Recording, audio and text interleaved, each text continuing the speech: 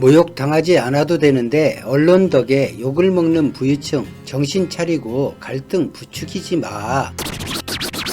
우리나라의 사회 갈등 지수는 OECD 국가 가운데서도 최상위권에 속합니다. 이 문제로 한국 사회는 한 해 82조 원 이상의 경제적 손실이 발생하는 것으로 알려져 있습니다. 이런 사회 갈등에 가장 크게 이바지하는 곳이 언론입니다. 오늘 올라온 뉴스원 기사입니다.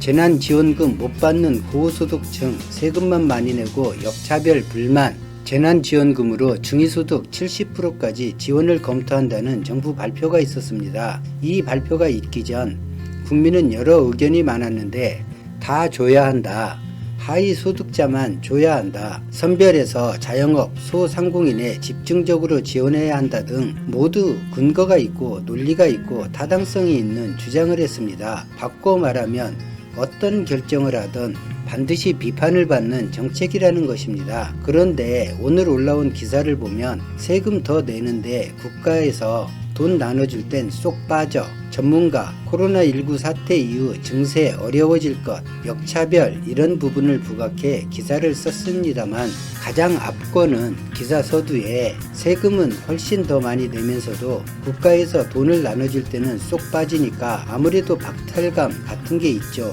라는 인터뷰 기사입니다. 이 인터뷰에 등장하는 분은 국내 한 대기업에 근무하는 홀벌이 20년차 박모 부장의 한숨이 수화기를 통해 정해졌다라고 전합니다. 우리가 얼핏 생각해보면 대기업의 20년차 부장 연봉이면 기본적으로 억 단위라는 것을 알 수 있습니다. 그런데 100만원을 받지 못해 한숨을 쉬는 모습으로 표현이 되고 있습니다. 이 기사를 읽는 사람은 자연스럽게 이런 생각이 들 것입니다. 저런 연봉을 받는 사람이 100만원을 못 받아 박탈감이 생긴다고? 아니면 하긴 저 사람도 세금을 내는데 못 받으면 서운하겠지. 정작 기자가 놓치는 부분이 있습니다.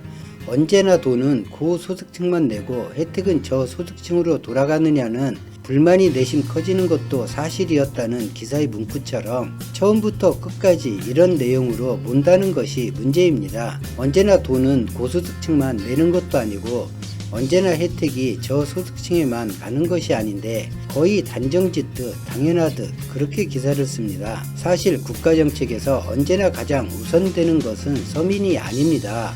대부분 기업, 상류층이 소득을 일으킬 정책이 만들어지고 소득이 너무 편중되지 않게 약간 조정을 해서 사회 분배라는 이름으로 복지 정책을 하고 있고 이마저도 저항이 만만치 않은 것이 사실입니다. 나라엔 세금이 있습니다. 세금 종류 중엔 빈부 귀천을 망라하고 공평하게 부과되는 세금이 더 많습니다. 대표적인 것이 부가가치세입니다.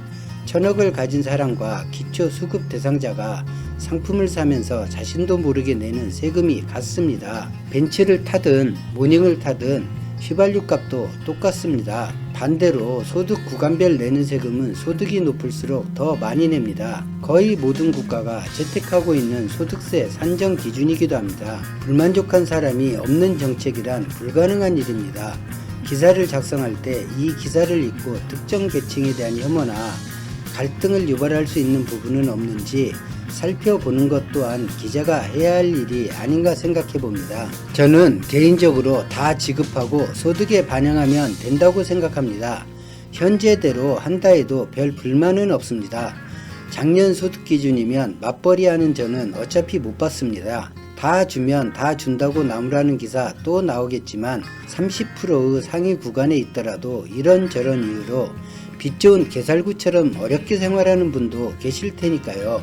고통을 공평하게 분담한다는 명제도 각자 다르게 봅니다. 나라를 구하자고 소득의 10%를 내자고 하는 것과 재산의 10%를 내자는 것이 다르고 최저 생계비 정도 수입에서 10%는 삶 자체를 위협하지만 수억대 저축 통장을 가진 이에게는 아깝지만 삶의 부담은 없겠죠. 일정 비율이 가장 공평한 듯 하지만 삶의 질에 영향을 주는 척도로 따질 수 있다면 그것이 가장 공평한 것이 될 수도 있을 거란 생각을 해봅니다. 힘을 북돋우고 서로 격려하는 기사가 많아지기를 희망합니다. 모두 힘내시고 잘 이겨내시길 바랍니다. 오늘 영상은 여기까지입니다. 고맙습니다.